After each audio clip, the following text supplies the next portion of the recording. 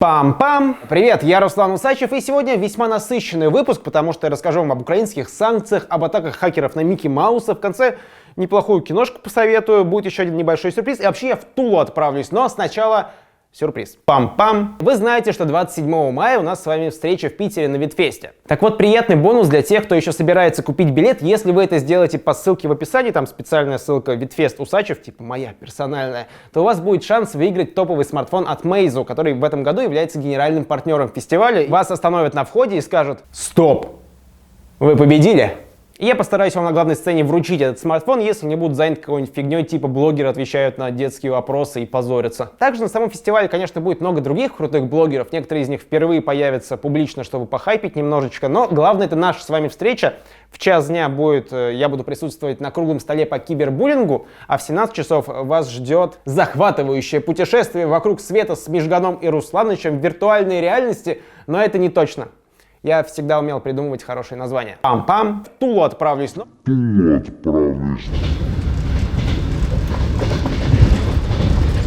Пам-пам. Президент Украины подписал указ о новых санкциях против России. Это два таких огромных листа из физических и юридических лиц, которых не хотят больше видеть на территории страны. И там прям в игру можно играть. Ты открываешь этот список, смотришь: о, вот этого я в лицо знаю, про этого слышал, это вчера по телеку выступал. Но самое интересное, это, конечно, второй список с юридическими лицами, компаниями. Там, среди прочего, есть Mail.ru и Яндекс. Это означает, что как только указ вступит в свою силу, на территории всей страны нельзя будет не только погуглить в Яндексе, но и покекать с мемасов в МДК, потому что в состав Mail.ru входит ВКонтакте и Одноклассники. И это весьма сильный шаг. Видимо, мемы про Крым и хохлов стали каким-то уже совсем уж сильным политическим оружием, раз решили не просто странички заблокировать, а в принципе все организации запретить на территории целой страны. Так как по весьма, понятным историческим причинам на территории Украины огромное количество пользователей того же ВКонтакте, то, ребята, поздравляю вас.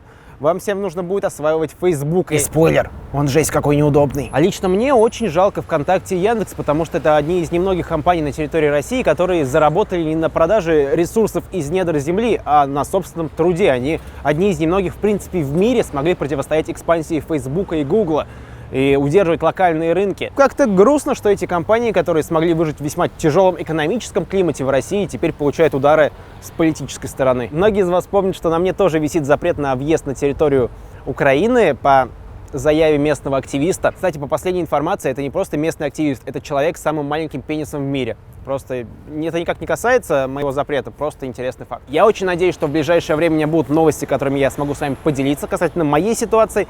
Но даже если мне разрешат въезжать в Украину, то что мне там делать без ВКонтачата, а? Мемасы мне где брать? Мой мир? Не, мой мир тоже Mail.ru.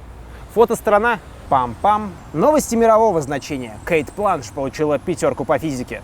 Поздравляю. Пам-пам. По всему миру прошла крупная волна заражений компьютеров вирусом со стильным названием WannaCry. Он использует одну дыру в операционной системе Windows, блокирует работу компьютера, пока вы ему не заплатите. То есть такой вирус-шантажист. Штука в том, что Microsoft залатали эту дыру специальным обновлением пару месяцев назад, и были заражены только те компьютеры, которые не обновились. А теперь догадайтесь, где было больше всего зараженных. Китай, Индия и Россия. Потому что у нас же это национальная традиция не платить за Windows. Из-за этого вдвойне смешнее смотреть на список организаций, которые пострадали. МВД, там есть Сбербанк, Мегафон. Ребят, может вы заплатите уже за лицензию?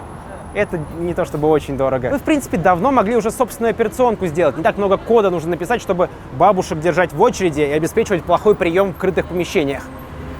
Про работу МВД ничего плохого не скажу. Спасибо. Не за что. Красава. Спасибо. Парень сказал, что у меня годный контент, поэтому ставьте лайк. Пам-пам, я сбежал. Но, по-моему, это было даже не самое главное интернет-злодейство за последнее время. Вы знаете, как я избежал вируса? Вот так вот. Я большинство вещей делал с телефона и к своему компьютеру на Windows даже не подходил за все это время, пока вирус бушевал. Но вот другое преступление меня волнует куда больше. Дело в том, что хакеры заявили, что украли 5-ю часть «Пиратов Карибского моря» до ее премьеры и угрожают выложить ее в сеть, если Disney не заплатит им огромную сумму денег. Такие хакеры-шантажисты. То есть обычные хакеры. Пираты требуют выкуп за пиратов.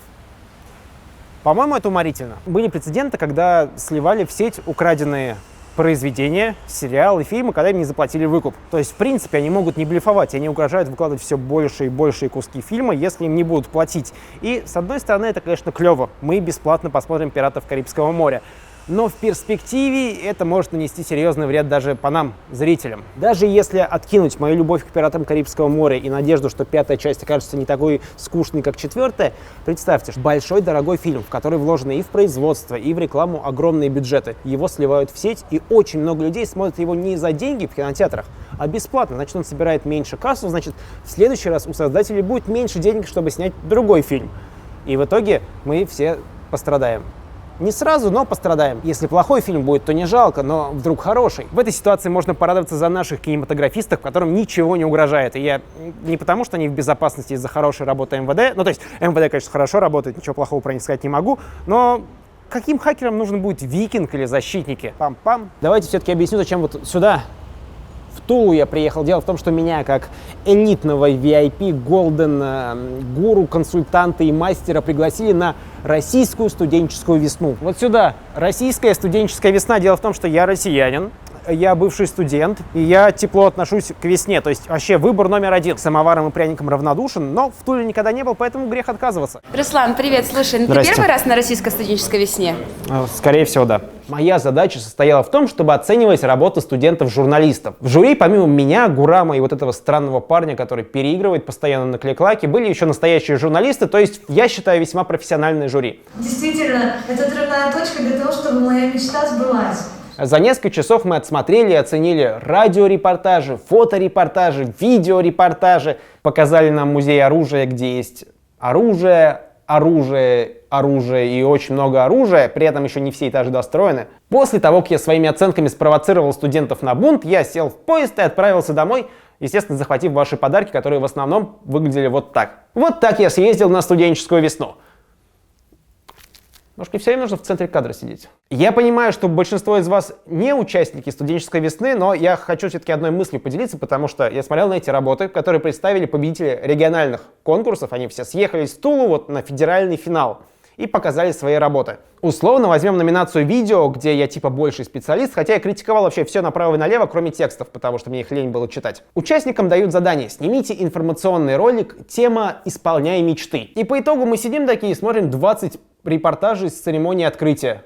Одни и те же люди на ходулях, одни и те же чуваки с флагами размахивают, одни и те же чиновники речь делают. Что-то из этого лучше снято, что-то из этого хуже снято, но все плюс-минус тематически, идейно одинаково. И моя чудо-мысль, которой я и с участниками делился после оценки, и с вами хочу поделиться. Если вы участвуете в конкурсе, сделайте две простые вещи. Во-первых, представьте, что будут снимать все остальные. То есть, если вам говорят, снимайте информационный ролик, то первая мысль — снять репортаж. То есть, все будут снимать репортаж. И все, что вам остается сделать, это придумать, как снять не репортаж. И все, вы автоматически выделяетесь на фоне остальных и, скорее всего, выигрываете. Я почти все конкурсы в жизни вот так выиграл. Я не знал, что это еще имеет название, но как ты сам догадывался. Второй совет, который, наверное, в себя немного включает первый, это нужно читерить. Если вы понимаете, что правила вашего студенческого конкурса или вашей жизненной ситуации, или конкурса на приемы на работу, или вообще чего угодно, они очень жесткие и мешают вам сделать хорошо, вы эти правила можете чуточку нарушить, выйти за их пределы, чтобы финальный результат был лучше, чтобы вы смогли показать то, что можете. И тогда на фоне конкурентов у вас будет лучшая работа. Выполнять правила может абсолютно любой, а грамотно их нарушить, чтобы это принесло пользу финальному результату,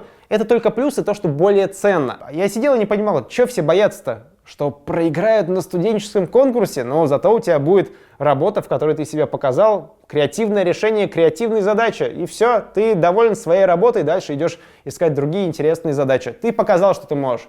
Вот так я съездил в Тулу на студенческую весну.